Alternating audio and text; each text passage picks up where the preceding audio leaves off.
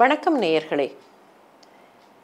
ஆன்மீக சிந்தனைகள் வரிசையில் இன்றைக்கு ஒரு பெரிய மகானை பற்றி எண்ணி பார்க்க போகிறோம். ஆழ்வார்கள் 12 பேர் என்று நமக்கு தெரியும். அந்த ஆழ்வார்களிலேயே மிக குறைவாக பாடிய ஒருத்தரை இன்றைக்கு நினைத்து பார்க்கலாம். திருமங்கை ஆழ்வார் ஆயிரக்கணக்கில் பாடினார். மற்ற ஆழ்வார்கள் சிலர் நூற்றுக்கணக்கில் பாடினார்கள். 500 பாடல்கள், 143 திருப்பாவை 30 பாடினாள் ஆண்டாள். இவர்களிலேயே மிக குறைவாக பாடிய ஒருத்தர். அது காவிரியின் கரை. காவிரியின் வடக்கு கரையில் ஸ்ரீரங்கம், தெற்கு கரையில் உறையூர் பகுதி. அந்த பகுதியிலே ஒரு பெருமகன் வாழ்ந்தார். பாட்டு பாடக்கூடிய இனத்தைச் சேர்ந்தவர். அவருக்கு பாணர் என்று பெயர். பாணர்கள் என்றால் இசை குடும்பத்தைச் சேர்ந்தவர்கள், இசையினால் இறைவனை வழிபடக்கூடியவர்கள் என்று பொருள். இந்த பாணர் திருவரங்கத்தில் பள்ளி கொண்டிருக்கக்கூடிய ரங்கநாத பெருமாளையே உள்ளத்தில் ஆராதித்தார். ஆனால் தனக்கே அவர் இட்டுக்கொண்ட கட்டுப்பாடு, அப்போது சமுதாயத்தில் இருந்த நிலை, இதை வைத்து திருவரங்கம் கோவிலுக்கோ திருவரங்கம் அந்த தீவுக்கோ கூட அவர் போக மாட்டார். தன்னுடைய கால்கள் திருவரங்கத்தை மிதிக்கலாகாது என்று எண்ணினார். ஆனால் நாள்தோறும் காவிரி கரையில் வந்து நிற்பார். தென்கரையிலே இருந்து வடகரையில் எழுந்தருளியிருக்கிற அந்த பெருமாளுடைய திருக்கோயில் விமானத்தை சேவிப்பார். மானசீகமாக அந்த பெருமாளை தன்னுடைய உள்ளத்தில் தியானிப்பார். இது நாள்தோறும் நடக்கும். ஒரு நாள் அப்படி காவிரி கரையில் வந்து நின்று அந்த பக்கம் தெரிகிற விமானத்தையே பார்த்து கொண்டிருந்தார். இல்லை, பெருமாளையே அகக்கண்ணில் கண்டு கொண்டிருந்தார். அந்த சமயம் அந்த பகுதியில் வாழ்ந்த இன்னொரு பெருமகன், மிகப்பெரிய பக்திமான், அவர் அந்த வழியாக வந்தார். அவருடைய வழக்கம் என்ன? அதே ஒத்தையடிப்பாதையில் அவர் வருவார். காவிரியில் இறங்கி அனுஷ்டானங்களை முடித்து காவிரியை நீந்தி கடந்து திருவரங்கத்திற்கு போவார். திருவரங்கத்தில் திருக்கோயிலுக்கு சென்று ரங்கநாத பெருமாளை சேவிப்பார். சொல்லப்போனால் பெருமாளோடு வார்த்தையாடுவார், பெருமாளோடு அளவலாவுவார். அந்த அளவுக்கு பெரிய பக்திமான். அவர் வந்தவர் அந்த ஒற்றையடி பாதையில் பாணர் நிற்பதை பார்த்தார். பின்னாலே இருந்து குரல் கொடுத்தார். பாணா, நகர்ந்துகோ, நான் அனுஷ்டானத்தில் பாதி செய்து விட்டேன், எனவே நீ நகர்ந்து கொள் என்றார். பாணருடைய காதில் அது விழவில்லை. பாணா நகர்ந்துக்கோ, பாணா நகர்ந்துக்கோ என்று குரல் கொடுத்தார். முழுக்க பெருமாளுடைய அந்த சேவையில் இருந்த பாணருக்கு புறத்தே இருந்து வந்த சொற்கள் செவிகளில் ஏறவில்லை. இவருக்கோ அவசரம். வந்து நிற்பவர் லோகசாரங்கர். அவருக்கு அவசரம், போக வேண்டும். அந்த பக்கம் பெருமாள் காத்து கொண்டிருப்பார்.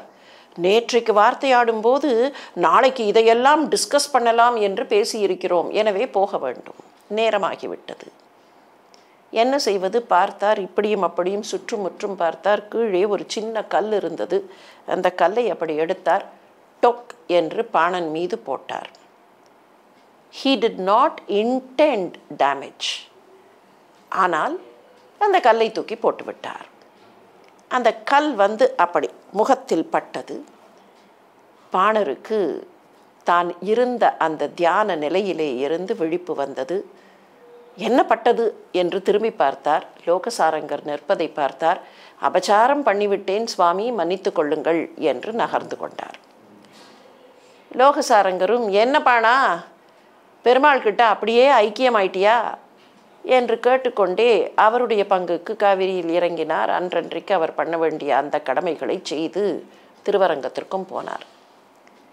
அன்றைக்கு என்னவோ தெரியவில்லை, பெருமாளுக்கு மூடு சரியில்லையா என்று தெரியவில்லை. லோகசாரங்கரிடத்தில் சரியாக வார்த்தையாடவில்லை. கொஞ்சம் முகத்தை தூக்கி கொண்டிருந்தார்.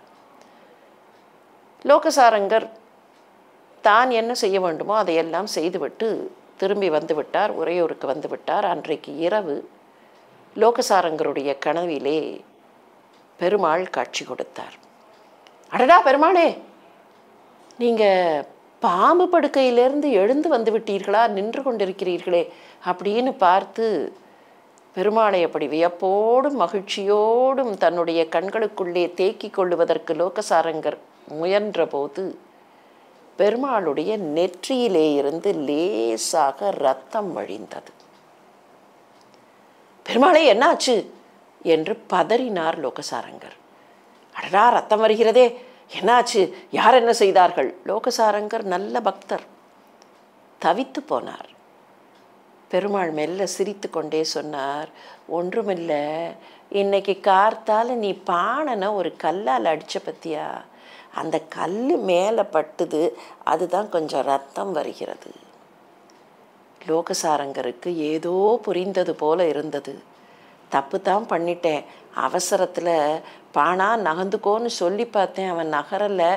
நான் பக்கத்தில் போய் அவனை தொட்டு நகர்த்தி இருக்கலாம். ஏதோ முட்டாள்தனம், எல்லாரும் பண்ணுகிற அந்த முட்டாள்தனத்தில் நான் கல்லை தூக்கி போட்டுட்டேன். என்ன பரிகாரம் சுவாமி என்று லோகசாரங்கர் கேட்க, கவலைப்படாதே, நாளை காலை பாணன் அதே இடத்தில் நிற்பான். பாணனாக திருவரங்க தீவை மிதிக்க மாட்டான். தன்னுடைய கால்களால் அந்த தீவை மிதிக்கலாகாது என்று அவன் எண்ணுகிறான். எனக்கு அவனை பார்க்க வேண்டும். யாருக்கு? பெருமாளுக்கு. எனக்கு அவனை பார்க்க வேண்டும்.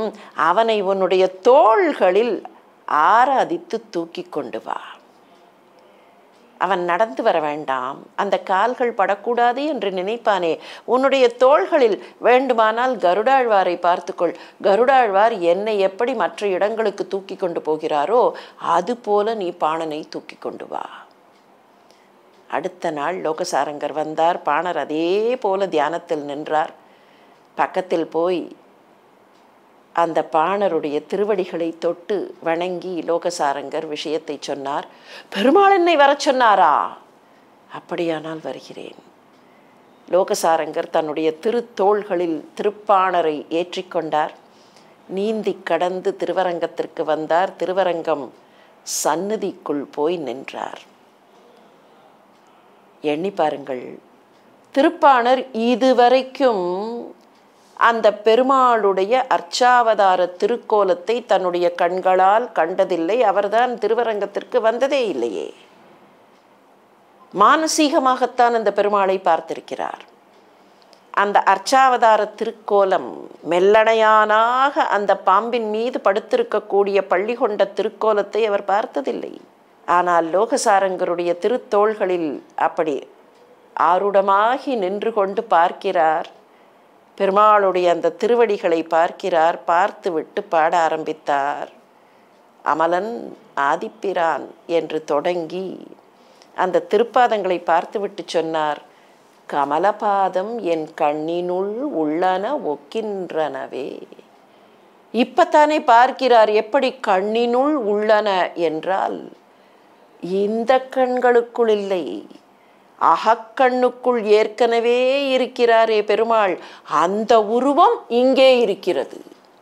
இங்கே இருக்கிற உருவம் அங்கே இருக்கிறது இல்லை, அங்கே இருக்கிற உருவம் இங்கே இருக்கிறது. கமலபாதம் என் கண்ணினுள் உள்ளன ஒக்கின்றனவே. எப்பேற்பட்ட பக்தி!